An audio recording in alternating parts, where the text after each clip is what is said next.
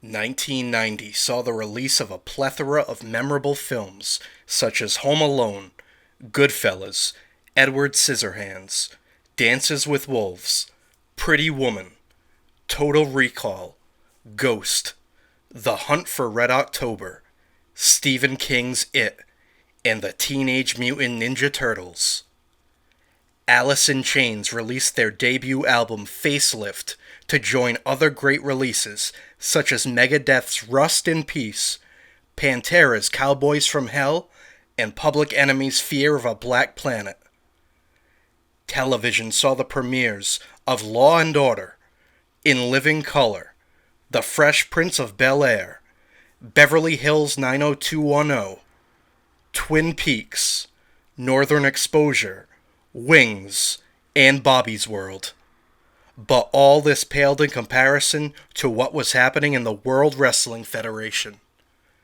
With Hulkamania on the decline, a new force was rising to take the torch and lead the company in a new direction.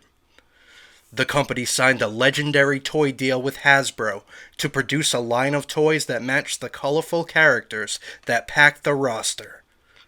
WrestleMania even left the United States for the first time, resulting in a legendary event. Join us on this trip as we journey back to 1990.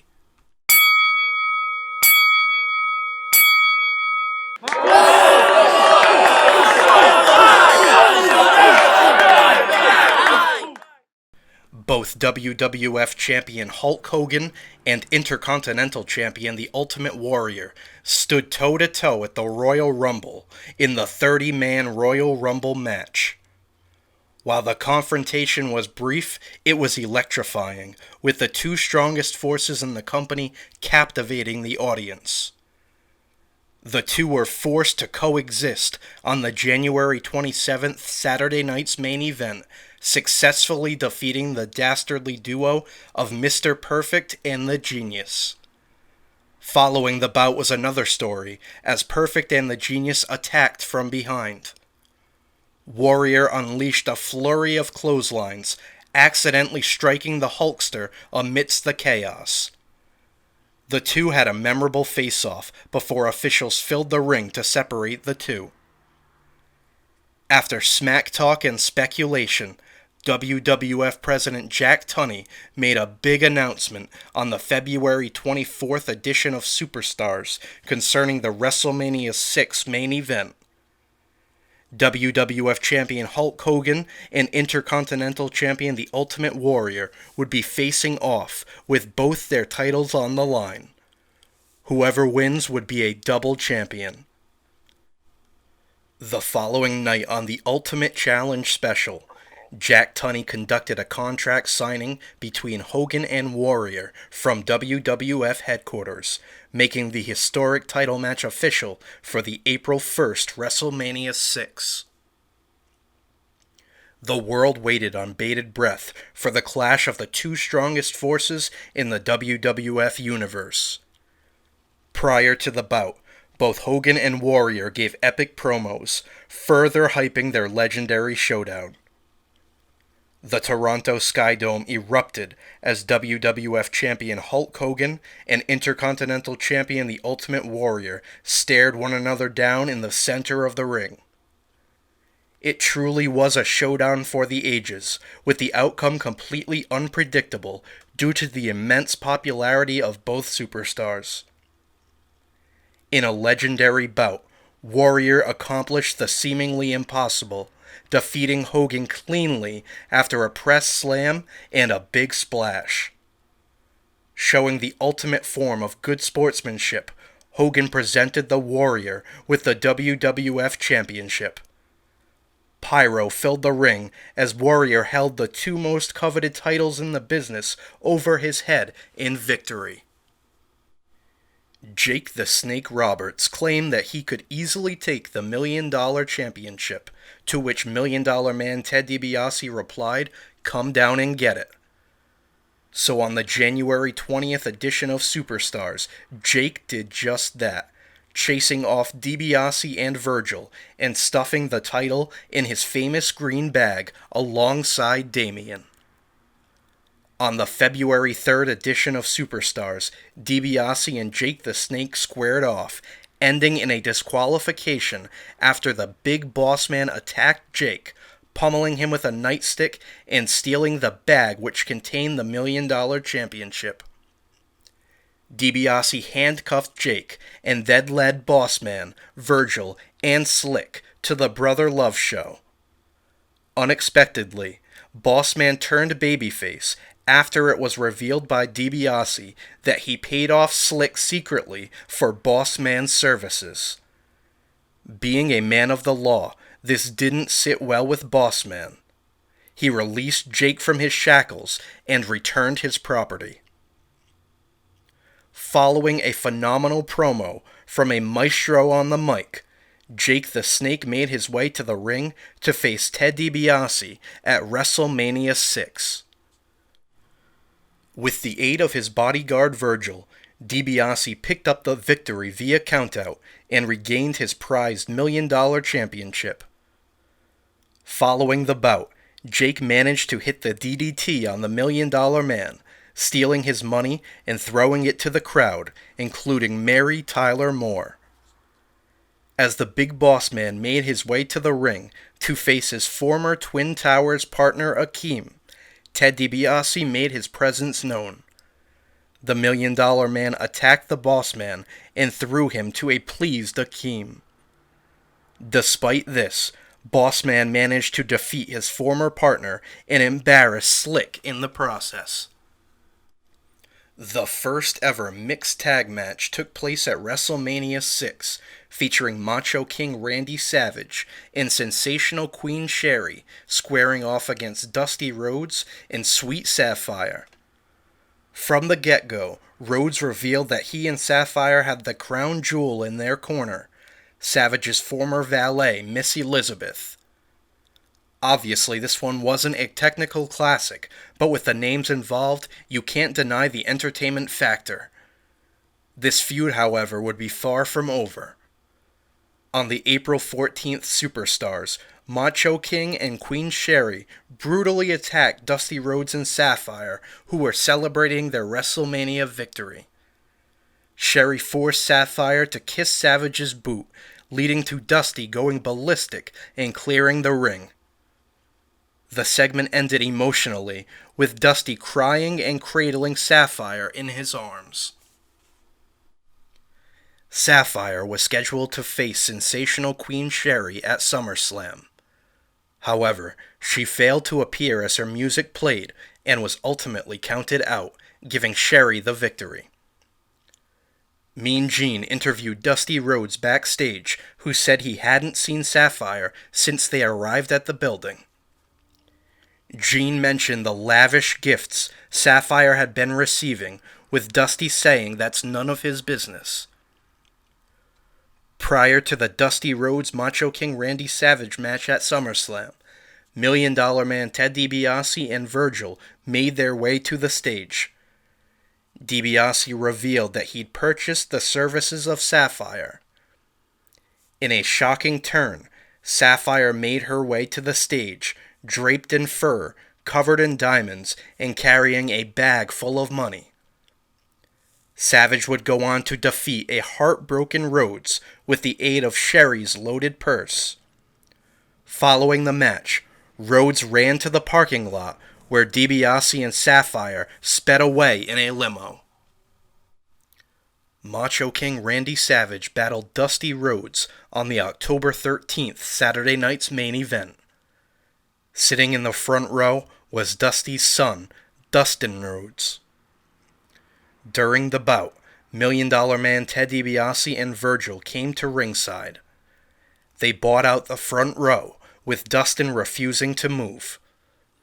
DiBiase and Virgil took a seat on each side of Dustin, eventually attacking him. Dusty rushed to his son's aid, only to be beaten down and counted out.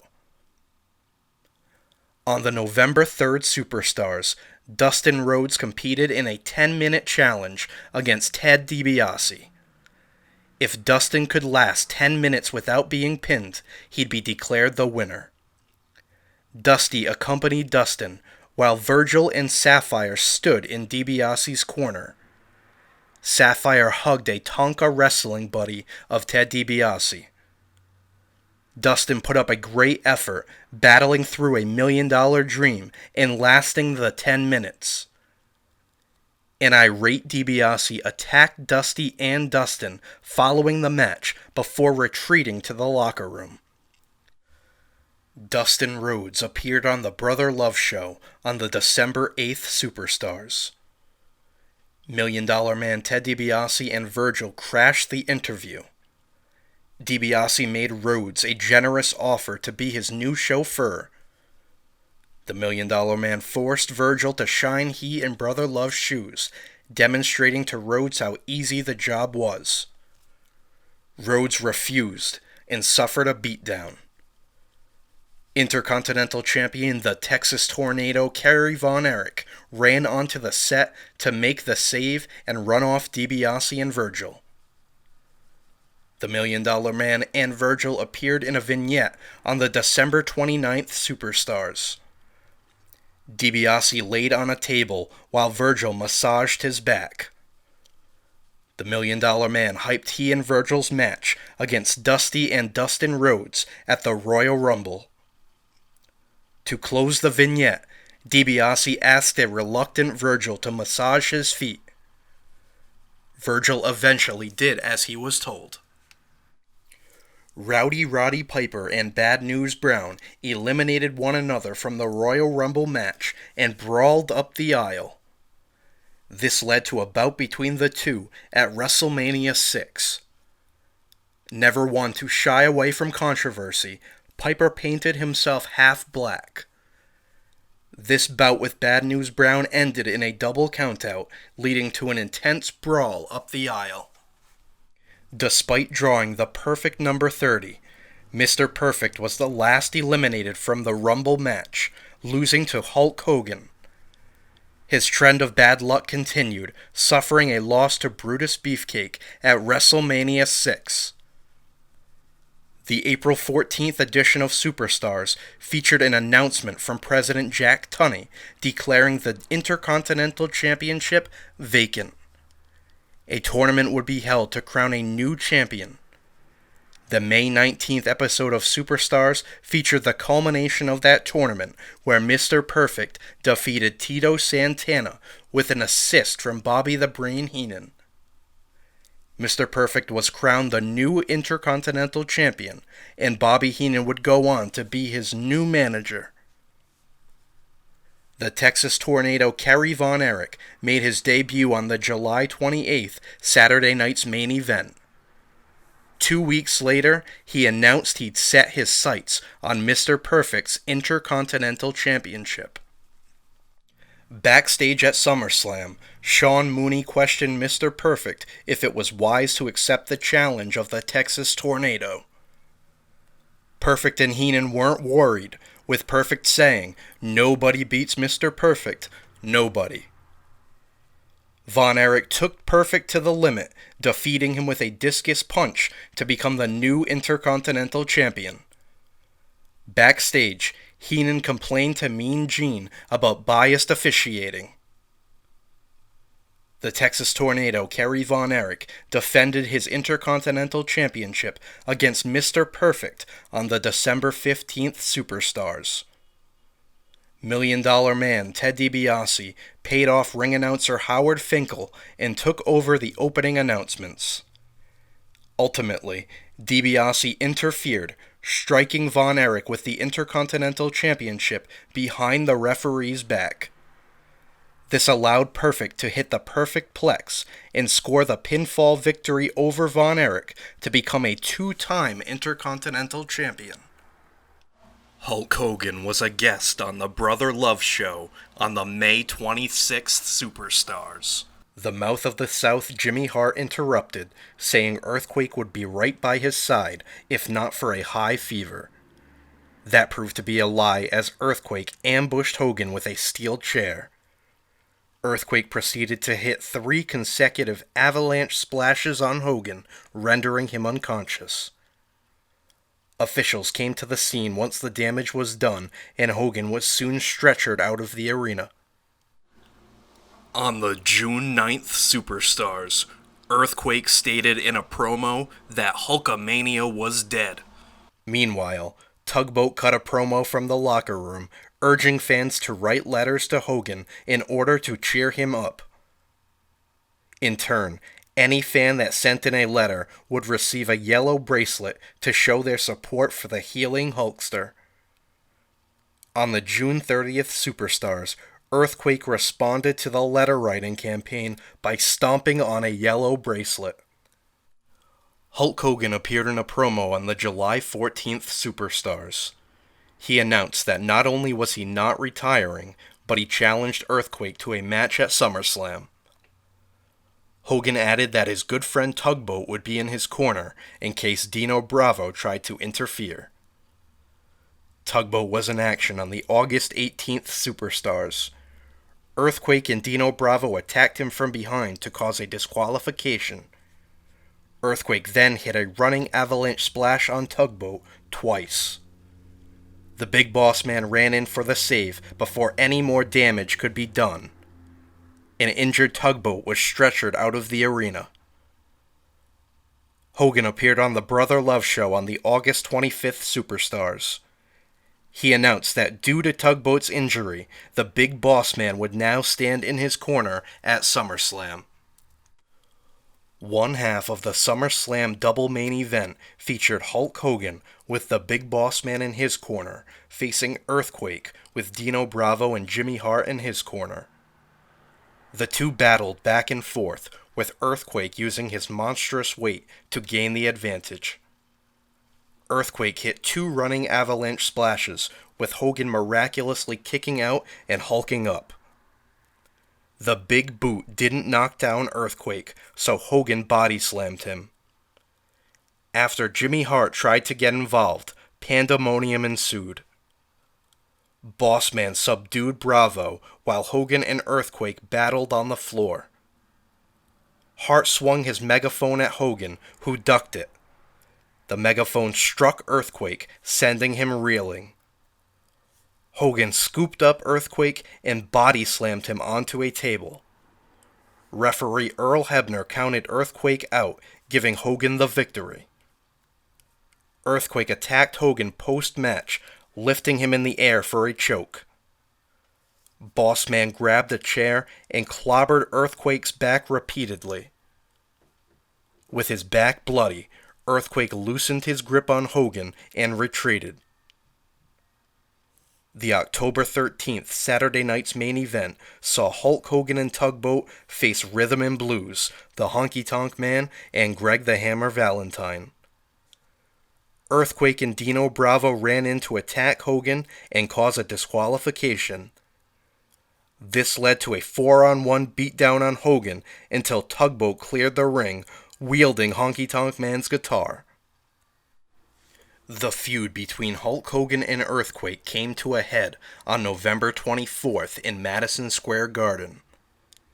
Jimmy Hart and Dino Bravo stood in Earthquake's corner, interfering repeatedly. Earthquake was victorious, defeating Hogan by countout. Post-match, Hogan body-slammed Earthquake, but soon fell victim to a 2-on-1 beatdown. Tugboat ran in for the save, wielding a chair and running off Earthquake, Bravo, and Hart. On the April 7th edition of Superstars, Ravishing Rick Rude demanded a shot at Warrior's newly won championship. Rude claimed that because he was the only man to ever defeat Warrior for a championship, he should be the first in line. His manager Bobby Heenan concurred. On the May 12th edition of Superstars, Rick Rude continued his training for an eventual bout with WWF champion The Ultimate Warrior. With Bobby Heenan in tow, Rude cut an intense promo, prophesizing one day he will take that title from Warrior.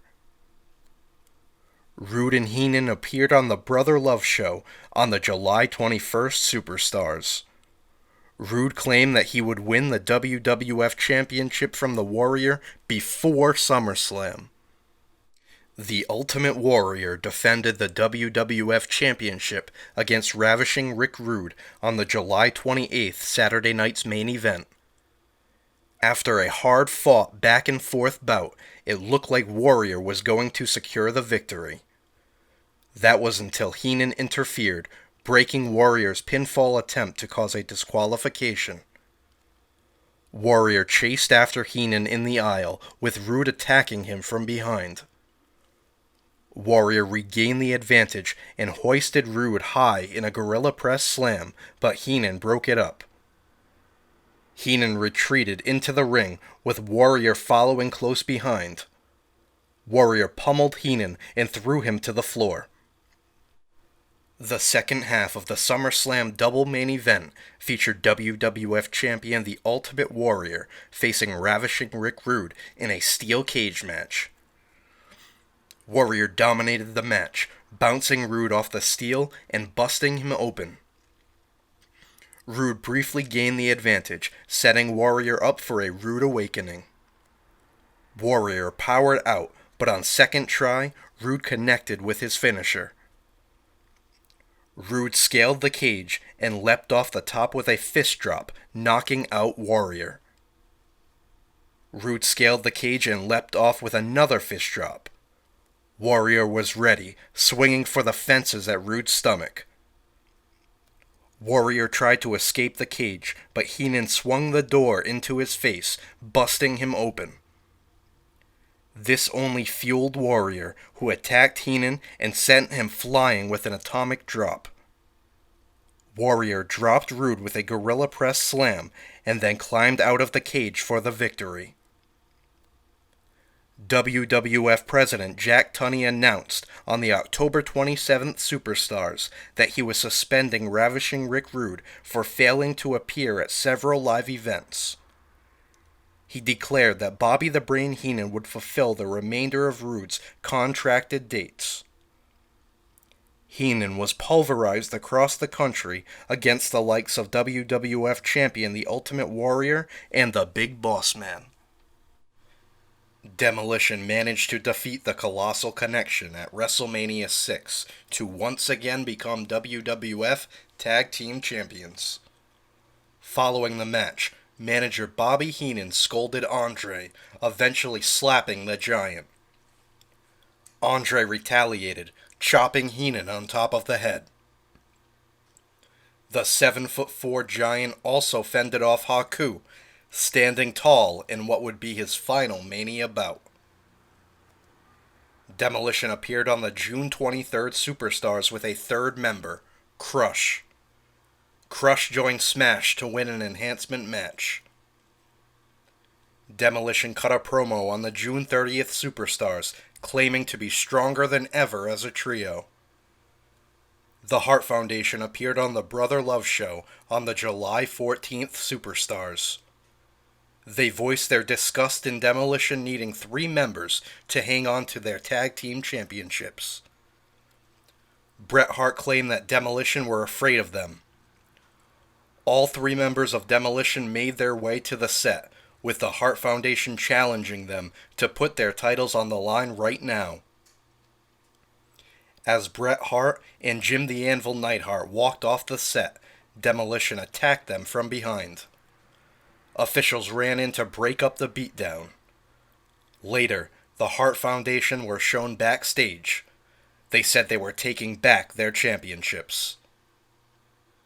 The Legion of Doom made their debut on the July 21st Superstars. Hawk and Animal would go on to become one of the greatest tag teams in history. The Legion of Doom appeared on the Brother Love Show on the July 28th Superstars. Brother Love referred to them as Demolition Imposters. Hawk and Animal took offense to that statement. Animal said, "Demolition, you or the WWF have never seen the likes of the Animal or the Hawk before." Hawk continued saying, "We snack on danger, we dine on demolition. Oh, what a rush." Sean Mooney interviewed WWF Tag Team Champions Demolition backstage at SummerSlam, who teased which two of them would be facing the Hart Foundation. It was Smash and Crush who competed in the 2 out of 3 falls match. Demolition won the first fall, pinning Bret after a demolition decapitation. The Hart Foundation won the second fall by disqualification after Crush put his hands on the referee to break up a pin attempt. As Smash and Crush argued with the referee, Axe ran to ringside and hid under the ring. Axe made a switch with Smash behind the referee's back to gain an unfair advantage. Smash aided in an unfair beatdown, which brought out the Legion of Doom. They pulled Axe out from under the ring, causing a distraction. This allowed Bret to roll up Crush and score a pinfall victory. The Hart Foundation were declared the new WWF Tag Team Champions. WWF President Jack Tunney appeared on the November 24th Superstars. He decreed that effective immediately, Demolition will be limited to only 2 members. WWF Tag Team Champions the Hart Foundation defended their titles against the Rockers on October 13th in a 2 out of 3 falls match. The Rockers were victorious, winning 2 falls to become the new champions. However, since the top rope broke during the bout, the decision was eventually reversed due to unfair match conditions. The championships were returned to the Hart Foundation, and the Rockers never received a rematch. Jake the Snake Roberts appeared on the Brother Love Show on the October 6th Superstars. Prior to the segment, the model Rick Martel advertised his new cologne, Arrogance. As Love conducted his interview with Roberts, Martel sprayed cologne at the bag containing Damien. Upon seeing this, Roberts put his hands on Martel. Martel sprayed the cologne in Roberts' eye, blinding him. Roberts rolled around on the ground, flailing his limbs in agony from the burn in his eyes. Officials attended to him before paramedics arrived on the scene. The following week on Superstars, Roberts was shown at the ophthalmologist, getting drops in his eyes. A promo aired from Martel, who insincerely said that the whole incident was an accident. Roberts appeared on the Brother Love Show on the October 27th Superstars. His vision still hadn't returned, and he sported large dark glasses. Martel appeared on the same edition, mocking Roberts with a walking stick. Roberts issued a warning to Martel, saying, "An eye for an eye." Martel came out to provoke the blinded Roberts, slapping the glasses off his face. We gotta look at the gruesome condition of Roberts' eye. Roberts grabbed the first person he could, getting his hands on Love and delivering a DDT. Roberts would return to the ring at the Survivor Series, captaining the team of the Vipers to battle Martel's the Visionaries. For the first time in Survivor Series history, an entire team won, with Martel's team eliminating all members of the Vipers. Sergeant Slaughter appeared in a vignette on the July 21st Superstars. He said he used to be proud of his country, but claimed America had gone soft. He'd return to the ring in the fall. Sergeant Slaughter appeared on the Brother Love Show on the September 22nd Superstars. He introduced his new manager, General Adnan, who bared a striking resemblance to Saddam Hussein. Amidst the Desert Storm War, Slaughter declared himself an Iraqi sympathizer. Mean Gene interviewed Sergeant Slaughter and General Adnan on the December 29th Superstars. Adnan presented Slaughter with a gift from the Iraqi leader himself, Saddam Hussein. Slaughter held his new spiked boots high in the air, promising to wear them to conquer the Ultimate Warrior at the Royal Rumble. Recently reinstated Rugged Ronnie Garvin settled his feud with Greg the Hammer Valentine at the Royal Rumble in a submission match. Valentine sported a knee brace that he'd been using as leverage to defeat his opponents with his figure four leg lock. Garvin combated this by sporting one of his own, which he named the Hammer Jammer. In the end, Garvin won the bout with a sharpshooter, closing the book on this feud. On the February 23rd edition of the main event, boxing champion Buster Douglas was the special enforcer for a WWF championship match between Hulk Hogan and Macho King Randy Savage. The Hulkster was victorious, with Douglas making the count fairly in the middle of the ring. Savage scolded Douglas, blaming him for a fast count before slapping him. Douglas had seen enough, KOing Savage and leaving him unconscious in the center of the ring. The WWF SWS Japan Summit emanated from the Tokyo Dome on April 13th. In an international dream match, Macho King Randy Savage faced Genichiro Tenryu in a great back-and-forth bout.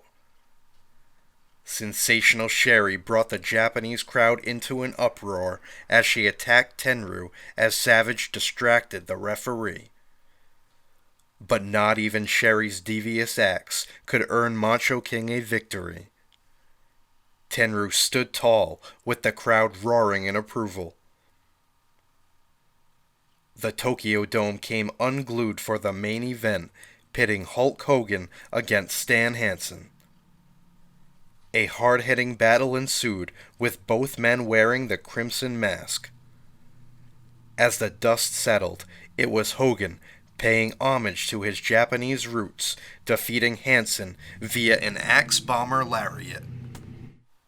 The 1990 Survivor Series was the first to feature a grand finale match, featuring all of the survivors from the previous bouts. The match featured WWF champion The Ultimate Warrior, Hulk Hogan, and Tito Santana against the $1 Million Man Ted DiBiase, the model Rick Martel, the Warlord, and Power and Glory. Warrior and Hogan were left as the survivors. In August, Hercules and Paul Roma formed the team of Power and Glory. Managed by Slick, they had an impressive showing at SummerSlam, defeating the Rockers. Tony Atlas returned on the September 15th Superstars. The story was that he'd rediscovered himself after a trip to Africa. He now donned an African headdress and went by the name Saba Simba. Playboy Buddy Rose returned to the promotion in the fall. Noticeably out of shape, Rose carried a scale to the ring and acted as if he were in magnificent condition. He credited his weight loss to the blow-away diet. In a humorous as-seen-on-TV vignette, the diet bragged that you could eat anything you wanted. Simply pour the powder on yourself, sit in front of an oscillating fan, and watch the extra pounds blow away. Rose claimed to have lost 100 pounds, but he looked exactly the same as he did before. The British Bulldog Davy Boy Smith made his return on the October 28th Superstars, defeating the Brooklyn Brawler with a running power slam. A giant egg hatched on stage at the Survivor Series, revealing the Gobbledygooker. Gooker was covered in feathers, with a colorful face and a long beak. He dragged Mean Gene into the ring, where the two danced. Gooker only made a couple of appearances before his eventual departure from television. At the Survivor Series, Dusty Rhodes captained the Dream Team, with the Hart Foundation and Koko Beware by his side. They opposed the $1 Million Team, consisting of the $1 Million Man Ted DiBiase, Rhythm and Blues, and a mystery partner. Led to the ring by Brother Love, the mystery partner was revealed to be the debuting Undertaker.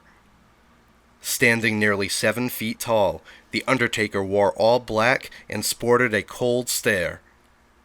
He proved to be ruthless, eliminating both Koko and Rhodes before getting disqualified.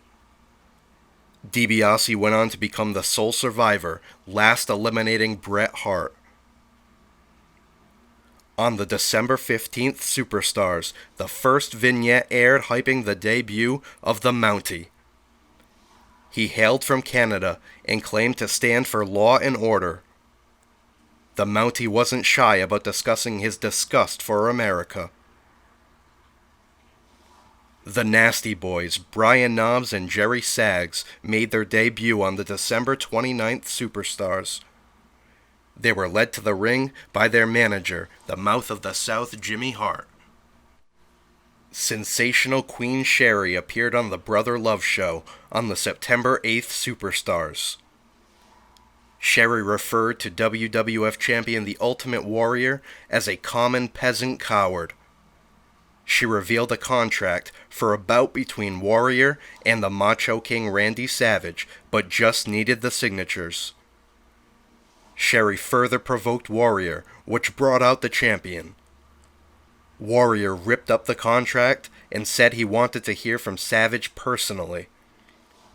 Warrior accused Savage of hiding behind Sherri's skirt. This caused Sherri to slap the paint off Warrior's face. Sherri would go on to slap Warrior twice more, sending Warrior into a rage. Warrior smashed Brother Love's podium and flipped over Sherri's throne before marching back to the locker room. A special report aired on the September 22nd Superstars, recapping the events that happened between Warrior and Sherri. Exclusive footage aired of Warrior destroying the backstage area looking for Savage. A promo aired from Savage saying, realistically, do you really want to find the Macho King? Savage and Sherri appeared on the October 28th Wrestling Challenge for an interview with Mean Gene. Savage referred to himself as the future champion, but Gene questioned if he was hiding behind Sherri's skirt. Sherri took great offense to that and bragged that she made Warrior run away after 3 slaps. Savage closed the interview by saying that after he was done with Warrior, people would be calling him the ultimate loser.